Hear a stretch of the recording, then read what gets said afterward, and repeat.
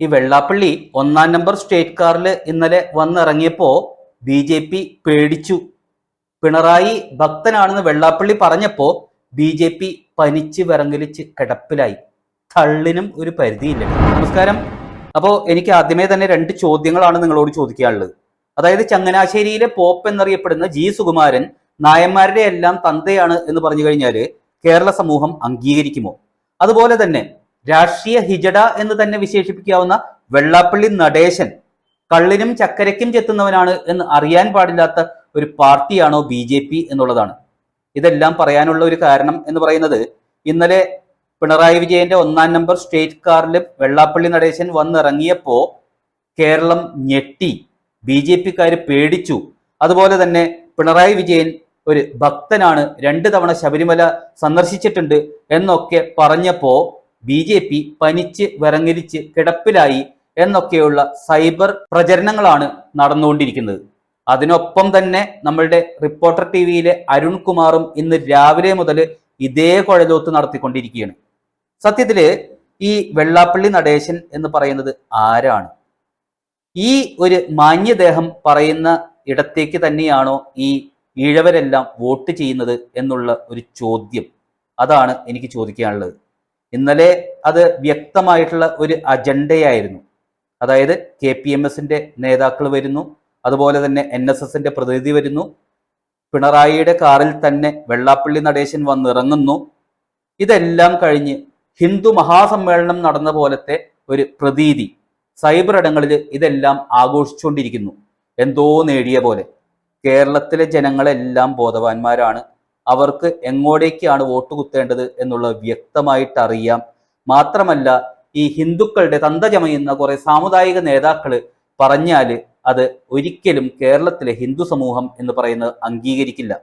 ഇന്നലെ വെള്ളാപ്പള്ളി നടേശൻ എന്ന് പറയുന്നത് കൃത്യമായിട്ട് ഈ പിണറായി എന്ന് പറയുന്നത് ഒരു ഭക്തനാണ് എന്ന് പറഞ്ഞു. യഥാർത്ഥത്തിൽ അദ്ദേഹം ഭക്തനാണോ അല്ലയോ എന്നുള്ളത് കേരള സമൂഹത്തിന് വ്യക്തമായിട്ട് അറിയാം.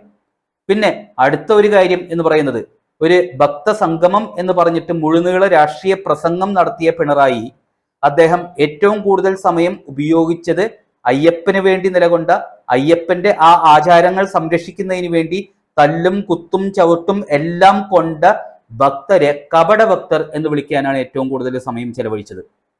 സത്യത്തില് ഈ ഒരു നാടകം എന്ന് പറയുന്നത് യഥാർത്ഥത്തിൽ പിണറായി വിജയന്റെ ഒരു അജണ്ട പോലുമല്ല എന്നുള്ളതാണ് സത്യാവസ്ഥ. കൃത്യമായി പറഞ്ഞു കഴിഞ്ഞാൽ 3-ാം ഭരണം നേടണം എന്നുള്ളത് പിണറായി വിജയന്റെ ആവശ്യമല്ല, കേരളത്തിലെ ജിഹാദികളുടെ ആവശ്യമാണ്. അതിന് പിണറായി വിജയനെ അധികാരത്തിൽ എത്തിക്കണം എന്നുണ്ടെങ്കിൽ ഇപ്പോ മാറി നിൽക്കുന്ന ഹിന്ദുക്കൾ വീണ്ടും CPM-ന് വോട്ട് ചെയ്യണം. ആ വോട്ട് നേടിക്കഴിഞ്ഞ് പിണറായി വിജയൻ അധികാരത്തിലെത്തി ജിഹാദികൾക്ക് അവരുടെ അജണ്ട നടപ്പിലാക്കണം എന്നുള്ള ഒരു ദുരുദ്ദേശത്തോടു കൂടി മാത്രമാണ് ഇപ്പോ ഈ ഹിന്ദു സ്നേഹവുമായിട്ട് പിണറായി വന്നിരിക്കുന്നത്. അല്ലാതെ പിണറായിയുടെ ബുദ്ധിയിൽ ഉദിച്ച ഒരു അജണ്ടയല്ല ഇത്. ജിഹാദി അജണ്ടയാണ് കേരളത്തിൽ നടപ്പിലാക്കിക്കൊണ്ടിരിക്കുന്നത്. ഈ കേന്ദ്രത്തിലെ സഹായിക്കുന്നതിന് വേണ്ടിയിട്ട് ഈ വെള്ളാപ്പള്ളി നടേശൻ എന്ന് പറയുന്നത് മകനെ വെച്ച് ഒരു പാർട്ടി രൂപീകരിച്ച് അവിടെ എന്തൊക്കെയോ കൊടുത്തോണ്ടിരിക്കുന്നു, വാരിക്കോരി കൊടുത്തോണ്ടിരിക്കുന്നു. കേരളത്തിൽ നിന്ന് വോട്ടിന്റെ പെരുമഴയാണ് എന്നൊക്കെ ഒരു പ്രതീതി ജനിപ്പിക്കാൻ ശ്രമിച്ചുകൊണ്ടിരിക്കുന്നു. അതുപോലെ തന്നെ ഇവിടെ നിയമസഭാ തെരഞ്ഞെടുപ്പ് വരുമ്പോൾ ഈ CPM-ന് അനുകൂലമായിട്ടുള്ള നിലപാടെടുക്കുന്നു.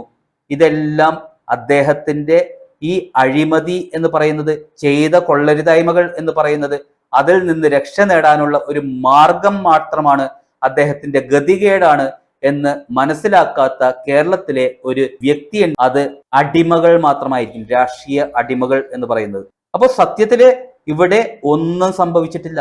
ഈ അയ്യപ്പ ഭക്ത സംഗമം എന്ന് പറയുന്നത് പരാജയമായിരുന്നു എന്നുള്ളത് ഇന്നലെ ചാനലുകൾ കണ്ടവർക്ക് എല്ലാവർക്കും അറിയാം. പക്ഷേ ഇവിടുത്തെ യഥാർത്ഥ ചതി, ജിഹാദി ചതി എന്ന് പറയുന്നതാണ് കേരളം മനസ്സിലാക്കേണ്ടത്. മാത്രമല്ല, കാലാകാലങ്ങളായി UDF-ഉം LDF-ഉം ജനങ്ങളെ ചതിച്ചുകൊണ്ടിരിക്കുന്നത് ഏത് രീതിയിലാണ്, അവരുടെ ഒത്തുതീർപ്പുകൾ ഏത് രീതിയിൽ പോകുന്നു, പരസ്പരം വോട്ടുകൾ എങ്ങനെ മറിക്കുന്നു എന്നുള്ളതെല്ലാം വ്യക്തമായി മനസ്സിലാക്കി ചുട്ട മറുപടി ഈ തദ്ദേശ തെരഞ്ഞെടുപ്പിലും നിയമസഭാ തെരഞ്ഞെടുപ്പിലും എങ്കിലും നൽകണം എന്നുള്ളതാണ് എൻ്റെ ഒരു അഭ്യർത്ഥന എന്ന് പറയുന്നത്.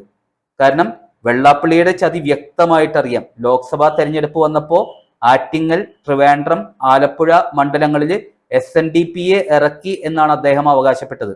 അതേപോലെ തന്നെ നിയമസഭാ തെരഞ്ഞെടുപ്പില് ആദ്യം BDJS രൂപീകരിച്ചപ്പോൾ കിട്ടിയ 35,000 വോട്ടുകൾ എന്ന് പറയുന്നത് രണ്ടാമത്തെ നിയമസഭാ തെരഞ്ഞെടുപ്പിൽ എന്ന് പറയുന്നത് 9,000 വോട്ടായിട്ട് മാറിയത് വരെ കേരളം കണ്ടതാണ്. കൃത്യമായിട്ട് പറഞ്ഞു കഴിഞ്ഞാൽ കയ്പമംഗലം മണ്ഡലത്തില്. അപ്പോ ഈ വെള്ളാപ്പള്ളി എന്ന് പറയുന്നത് ആർക്ക് വേണ്ടിയാണ് പ്രവർത്തിക്കുന്നത് എന്ന് ചോദിച്ചു കഴിഞ്ഞാൽ അദ്ദേഹം ഒരു സ്വാർത്ഥനാണ്. ആ സ്വാർത്ഥതയ്ക്ക് വേണ്ടി അദ്ദേഹം വ്യക്തമായി ഒരു രാഷ്ട്രീയ ഹിജടയായിട്ട് മാറുന്നു. അദ്ദേഹത്തിന്റെ കേസുകളിൽ നിന്ന് രക്ഷപ്പെടണം എന്നുള്ളത് മാത്രമാണ്. അവിടെ ഹിന്ദുക്കളെ വിൽക്കാൻ പോലും ഈ സാമുദായിക നേതാക്കൾ തയ്യാറാകും എന്നുള്ളത് തന്നെയാണ് നമ്മൾ മനസ്സിലാക്കേണ്ടത്.